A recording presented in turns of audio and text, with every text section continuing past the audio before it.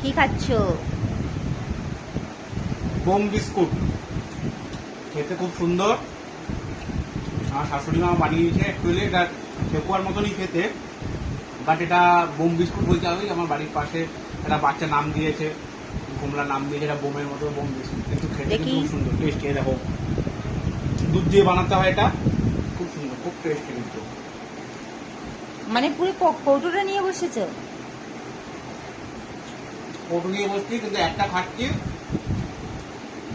রোজ একটা করে খাবার। দেখো কেমন টেস্টি। যাক, পছন্দ হয়েছে তো? একদম একদম, আর খুব নরম, খুব সুন্দর নরম। এটা ক্রিস্পি।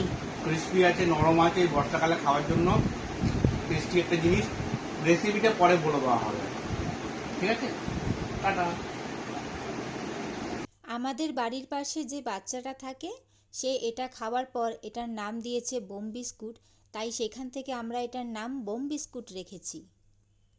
হ্যালো বন্ধুরা, চলে এসেছি আজকে মায়ের হাতের স্পেশাল একটা রেসিপি নিয়ে তোমাদের সামনে, বোম বিস্কুট।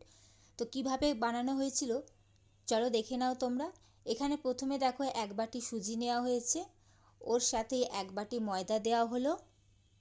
তোমরা এখানে কাপের মাধ্যমেও মেজারমেন্ট করে নিতে পারো। যদি 1 কাপ সুজি দাও তাহলে 1 কাপ ময়দা দেবে। আর এখানে এর সাথেই দেখো 1/3 ভাগ চিনি দেওয়া হলো, যেটা মিক্সারে গুঁড়ো করে নেওয়া হয়েছে। তো মেজারমেন্টটা হলো 1 কাপ সুজি, 1 কাপ ময়দা আর 1/3 ভাগ চিনি। এখানে আমার মা দেখো এই বাটিটা করে মাপ নিয়ে করেছে, তোমরা এর জায়গায় কাপও ইউজ করতে পারো। এখন এর মধ্যে আমার মা 1 চিমটে বেকিং সোডা দিয়ে দিচ্ছে, আর সাথে 1 চিমটে নুন দিয়েছে, যেটা দেখো চিনির ওপর বোঝা যাচ্ছে না, তাই তোমাদেরকে বলে দিলাম। এখন এটা হাতের সাহায্যে একটু মেখে নেবে প্রথমে। ভালো করে সব কিছু মিশিয়ে নিতে হবে, সুজি, ময়দা, চিনি, বেকিং সোডা আর নুন।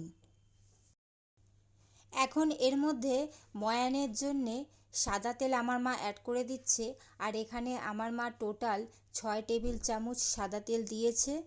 কারণ ময়ানটা যত বেশি হবে ভালো হবে, তত বেশি কিন্তু এটা খাস্তা হবে।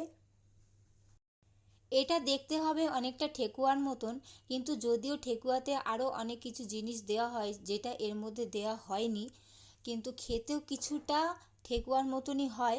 তবে এটা খুব মুচমুচে হয়, আর এটা তোমরা অনেক দিন স্টোর করে রাখতে পারবে কোনো কৌটোর মধ্যে, জারের মধ্যে এটা তোমরা ইজিলি স্টোর করে রাখতে পারবে। মাখার পর তোমরা ময়ানটা কিন্তু ভালো করে খেয়াল করে দেখবে যে হাতের মধ্যে ডেলাটা হচ্ছে কি না।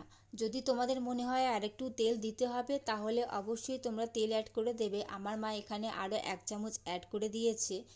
এখন আর তেল দেবে না, এখন এটা পুরোটা মেখে নেবে, আর সেটা অবশ্যই দুধ দিয়ে। দুধ দিয়ে এখন এটা অনেকটা আটা মাখার মতন মেখে নিতে হবে। আর এটা কিন্তু হাতে লেগে যাবে, কারণ এর মধ্যে যেহেতু চিনি দেওয়া আছে তাই হাতের মধ্যে আটকে যাবে। তাই খুব সাবধানে এটা ভালো করে মেখে নিতে হবে, যেমন আমরা আটা মাখি ঠিক সেইভাবে। আর এখানে কিন্তু জল ব্যবহার করবে না, সবটাই কিন্তু দুধ দিয়ে মাখবে, যাতে এর টেস্টটা কিন্তু অনেকটাই ভালো হয়। মাখা দেখো পুরোপুরি কমপ্লিট হয়ে গেছে। এখন আমার মা হাতের তালুতে একটু তেল লাগিয়ে ওপর থেকে একটু তেলটা লাগিয়ে দিচ্ছে। দেখো তেল লাগিয়ে দিয়েছে ওপরে। এখন এটা থেকে লেচি বানিয়ে নেবে। এখন দেখো এটা থেকে ছোট ছোট লেচি নিয়ে গোল গোল পাকিয়ে নিচ্ছে, ঠিক দেখতে লাগছে দেখো রসগোল্লার মতন। এইভাবে সমস্তটা বানিয়ে নেবে। তোমরা যে কোনো শেপ দিতে পারো, আমার মা গোল গোল শেপ দিয়েছে, তোমরা যে কোনো শেপ দিতে পারো। এইভাবে পুরোটা বানিয়ে নিতে হবে। এটা খেতে কিন্তু খুব মজাদার হয়, আর খুব মুচমুচে ক্রিস্পি হয়। তো প্রথমবার বানানোর পরে আমাদের সবার খুবই পছন্দ হয়েছিল, তখন তোমাদের সাথে শেয়ার করতে পারিনি, তাই মা আবার এটা দ্বিতীয়বার বানিয়েছে, আর এখন তোমাদের সাথে আমি রেসিপিটা শেয়ার করছি। তো অন্যদিকে দেখো কড়াতে সাদা তেল গরম করতে বসিয়ে দেওয়া হয়েছিল। এখন এগুলো বলগুলো যেগুলো বানানো হলো সেগুলো আস্তে আস্তে তেলের মধ্যে ছেড়ে দেওয়া হচ্ছে। গ্যাসের ফ্লেমটা কিন্তু অবশ্যই লোতে রাখতে হবে, না হলে কিন্তু ভেতরটা কাঁচা থেকে যাবে।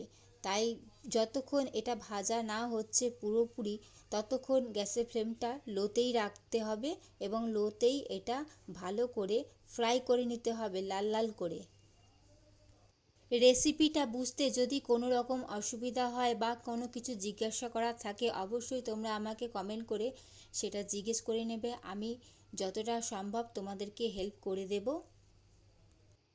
আর এইটা ভাজতে কিন্তু প্রায় অনেকটাই সময় লাগে, কারণ যেহেতু গ্যাসের ফ্লেমটা লোতে করেই পুরোটা করে নিতে হবে, তাই একটু হাতে সময় নিয়ে এই রেসিপিটা বানাবেন। প্রায় 2 মিনিট এইভাবে রেখে দেওয়ার পর এখন আস্তে আস্তে করে এটা উল্টে দিতে হবে। এটা দেওয়ার সাথে সাথে কিন্তু একদম নাড়ানাড়ি করবেন না, এটা কমসে কম 2 মিনিটের জন্য এইভাবেই রেখে দেবেন, না হলে কিন্তু ভেঙে যাওয়ার সম্ভাবনা থাকে। আমার চ্যানেলে আরও অনেক রেসিপি আছে, তোমরা চাইলে সেগুলো দেখে নিতে পারো। তোমাদের যদি আজকের এই রেসিপি ভালো লাগে তাহলে অবশ্যই লাইক কমেন্ট করবে এবং এরকম আরও নিত্য নতুন রেসিপি পাওয়ার জন্য অবশ্যই আমার চ্যানেলটি সাবস্ক্রাইব করে আমার পাশে থেকো বন্ধুরা। আমার পরিবারের সদস্য হয়ে যাও এবং আমাকে তোমাদের পরিবারের সদস্য বানিয়ে নাও। এগুলো নাড়তে নাড়তে যদি ভেঙে যায় তাহলে কিন্তু ভয় পাওয়ার কিছু নেই, একদম ভেঙে গুঁড়ো গুঁড়ো হয়ে যাবে না। যেহেতু চিনি দেওয়া আছে তাই একটু হয়তো ফেটে যেতে পারে, কিন্তু ঘাবড়ানোর কোনো কারণ নেই। এগুলো ভাজতে মোটামুটি প্রায় 10 মিনিটের কাছাকাছি সময় তো লাগেই, কারণ যেহেতু লো ফ্লেমে হচ্ছে তাই একটু সময় লাগে এগুলো ভাজা করতে। ভাজতে ভাজতে যেটা মনে হবে যে ভাজা হয়ে গেছে, আস্তে আস্তে সেগুলো তুলে রেখে দেবেন সাইডে। তো আমার মাও যেটা যেটা ভাজা হয়ে গেছে সেগুলো তুলে নিচ্ছে। তুলে নেওয়ার পর এইগুলো ভালো করে ঠান্ডা করে তারপরে কৌটোর মধ্যে ঢুকিয়ে রাখবে।